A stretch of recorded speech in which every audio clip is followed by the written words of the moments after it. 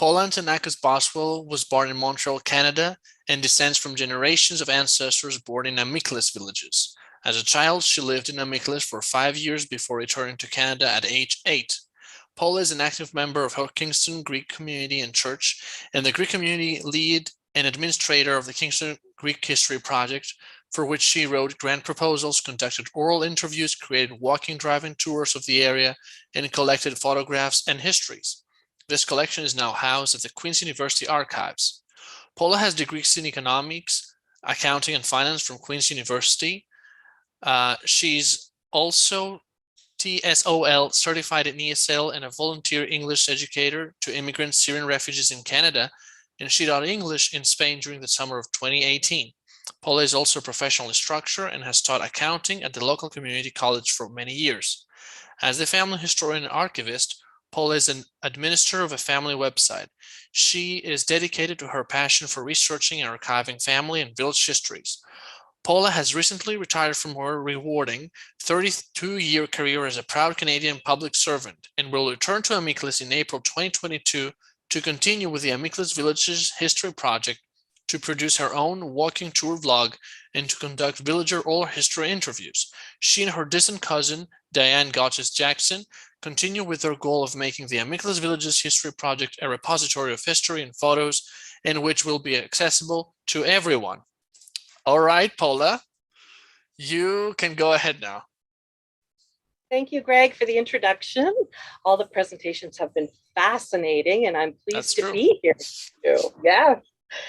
Let me start sharing my screen.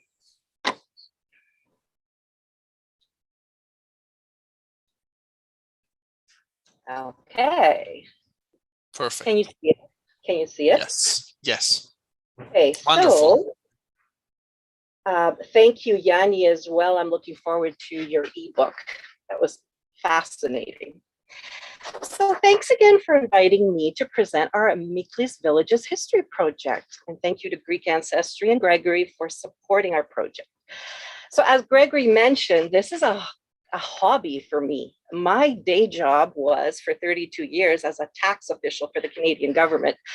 And the rest, you know, I have my family, like many of you, your family, your jobs, your volunteer projects, all the others were volunteers. So my point is that you too can create a village history project. Okay. So the scope of our project was to share ancestral histories, multimedia family archives, photos, family trees, and stories of the interconnected villages of Amykles, the previous known villages, Sklavohori, Mahmute, Rovena, Petisteri, Riza, Vafio, or Marvali, Mandra, Tsausi, Katsaru, Kalami, Hunari, Kalivia Soha, and surrounding areas. These are located about 5 kilometers or 3 miles south of Sparta, Laconia, in the Peloponnese. The Amykles Villages History Project preserves and documents the history of this historically significant villages.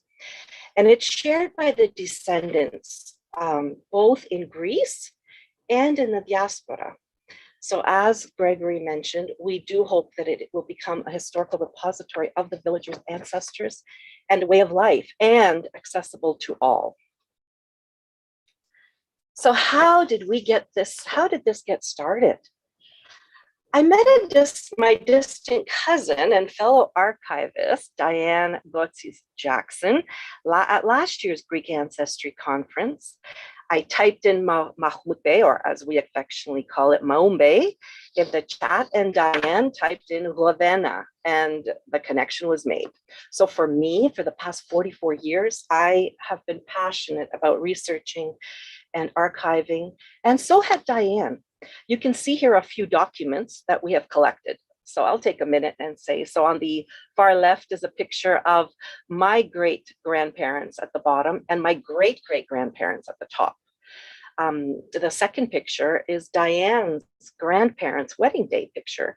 The third document is a family tree that was created. It was a diagram created by her father in 1945 during World War II, when one of his relatives, Korniotis, helped him. And the final document is the actual marriage certificate of my great-great-grandparents that you see over on the left side. So we have been collecting a lot of documents. But our project is not about me or Diane or each of us in the project, all the members. It's all of us, not just my own family, but also the histories of all the villagers. I'm always asked, so how can I start my own village history project? Well, Diane and I had many years of interest and researching our history. So now we had to make connections. Facebook.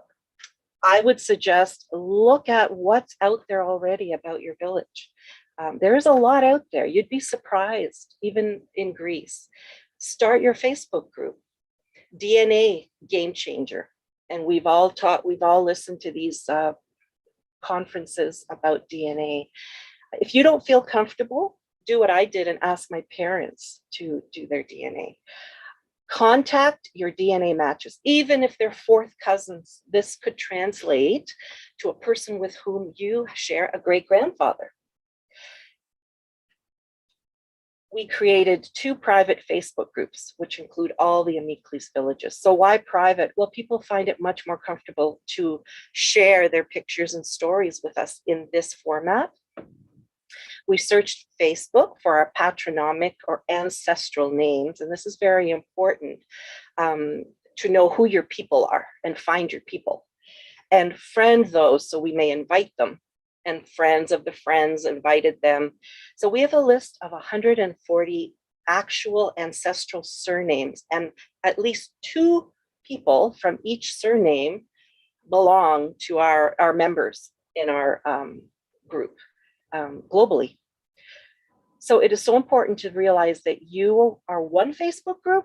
However, you have so many things in common with other Facebook groups out there. And the ones in Greece are interested in what their relatives and descendants are doing in the diaspora. Of course, we in the diaspora are very interested in what's going on in our villages in Greece.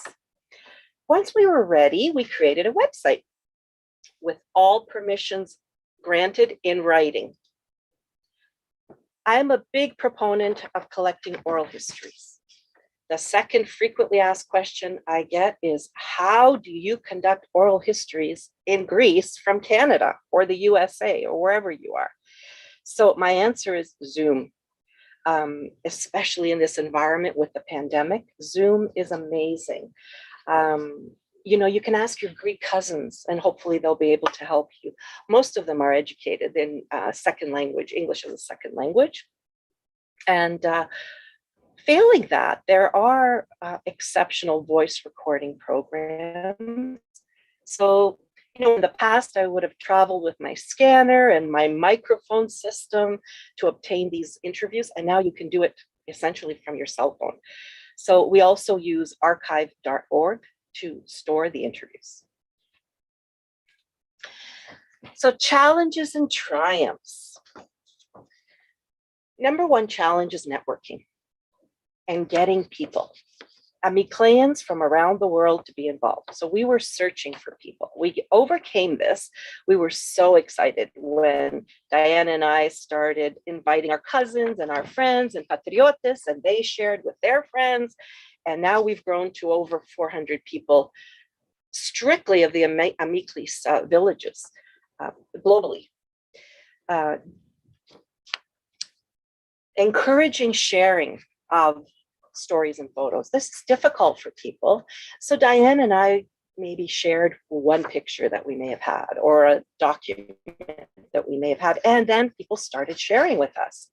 So with the website, we had to ensure that we had enough data or memory. And so again, we use archive.org. We like that. Research is hard. That's another challenge. It is, it's time consuming. It's hard to do.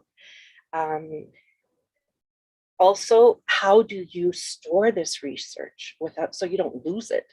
I use a OneDrive and it's very well indexed. And I also back up on another system so that I don't lose this. Another challenge, believe it or not, is getting so much information that you don't have time to input into your project, into your website. That's a great challenge to have. I don't mind that challenge. But we get help. We have help. We partner with others who have skills in this area. We harness members' talents, and I'll speak more about this later. But another challenge is seniors, speaking to seniors, because many of us are getting interested in speaking to our grandparents and great-grandparents if they're still around. And the question is, but they may have dementia. Well, even if they have dementia, they may remember old information or past information in history. So how do we get them to talk? Well, you may want to share a photo from the village or mention a name. Or I remember one trick I used a bunch of keys for a businessman who had many businesses, and then he was able to remember and start talking. So another challenge is, how do we get the word out about our project? It will come through conferences such as these, newspapers, digitization, Facebook, and such. So I do have a couple of slides with tips and techniques. Many of the presenters have already mentioned some of these points. These slides will be available on Greek Ancestry for later, if anyone who would like to review them. So we have partnered with various Amyklean and Laconian organizations in Greece and in the Diaspora, and on their Facebooks. So we are out there. We're not afraid to approach them and friend them, and they friend us, and we share common knowledge. Then the other thing we do was we have harnessed the talents of many members, including storytellers, local historians, a great group that we are attached to is Lakoniki Bibliotheki. So one of our members, Vasilis Stamatakos, is an administrator. He's a local historian, and he has also accepted our offer to do an oral history with us. We have newspaper editors. We have archaeologists, Dr. Vlissos, who's currently, and I will share more of that, conducting an archaeological dig in Amykles, has also agreed to do an oral interview with us. We have photographers, and one, Alexandros Bougadis, who has shared drone videos of our area, and the younger generation especially enjoys that. So I can't stress enough, go visit your village if you can and take pictures. Visit the local city hall, visit the GAC, and many have spoken about these initiatives. Interview the locals in Greece and in the Diaspora, especially the seniors. Source out family trees, even non-formal drawings, as we saw with Diane's father. Diagrams, we had a 92-year-old father of a member, Stamatakos, Mr. Stamatakos, who shared his drawn out family tree of many, many generations. So it was invaluable. It is expensive to store archives, so we're partnering with universities is a great idea. They have the capacity to store your data. And so those are a few hints for you wanting to start your own village history project. I have hundreds of resources here, and many, many people have shared these resources. We could not have done this much research without all of these sources, including records and people who've contributed, such as Greek Ancestry and Greg. Carol Kostakos-Petranik with her Spartan marriage records. That's a game changer for us in the Spartan area. Hellenic Genealogy Geek, to name a few. So they've also become mentors to me and to other members. So we really appreciate it. So I'm going to highlight, many of these have been mentioned, so I'm going to highlight a few that we enjoyed researching. We have a section called Books that have been written by fellow villagers and our ancestors, as well as books and articles that have been written about us, about So you could source that out about your village, what has been written out about your village. The other thing we like to do is I've researched legislation. I work with legislation for my day job. So I enjoy researching legislation. It is Greek, the FEC, or the Government Gazette, Efemerida Kiverniseos. It's helped us determine which villages came in and out over the past 200 years, since 1833. So some villages have come in to the Amykles municipality and come out. Also helped us find things like, well, for an example, my mother's family is from Hunari. Hunari isn't explicitly mentioned in the FEC. However, other villages such as Kalami, so Kalami and Sausid, it's in between those two villages. So we have to assume that it was part of that record. Academia. Most universities, most global universities have chairs in the cultural departments or archaeological departments. So let me take a few minutes. I'm excited to share parts of the website and talk about our future plans. And of course, there we go. Can everyone see that? Can everyone see the first page of our website? What? You're good. So here's an example of, I'm choosing Chuck's, it's under our biography section, and I'm choosing Chuck's ancestral stories here. Chuck is one of our story writers, and this is biography of his grandparents who come from the Riza area. And look what he's done. It's incredible. And he has mentored others in our other members of our group.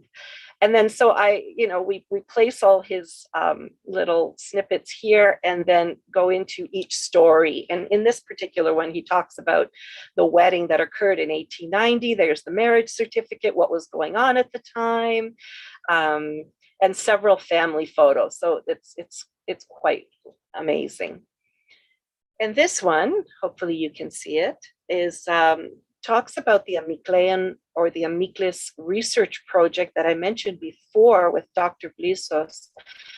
And here you can see pictures. These are sourced from the project and gives the history of that. And also here's an example of some multimedia that we've attached. We've attached some videos, and here's one that was created by them. And it goes on, I have the sound turned off, but it gives a really great picture over the area, as you can see.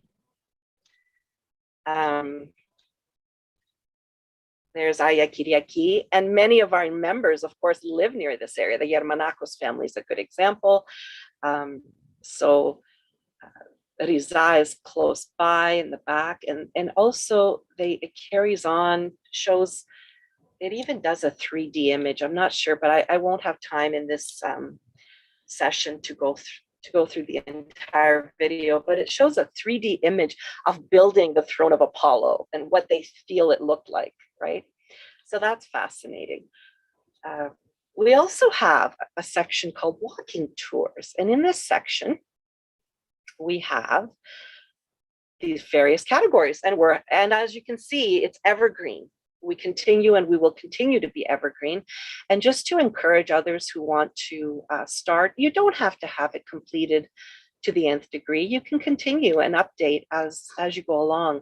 But the walking tours include everything from churches to the research project, archaeological sites, other significant sites. And I'll open up the church one for you. So photographers, our own photographs, whatever information we have, we've included their photos here. And stories. Our local historian, Vasily Stamatakos, will be providing some background on information about these churches. This is the one in Aya Paraskivi, the one near where my family is from. This is Kimisis, Panagias in Slavohori. We also have Livia Sohab, Riza, Ayos Ioannis Katayanis. We have, there's the Sohawan, and some other, and here's Alexander sharing more drones.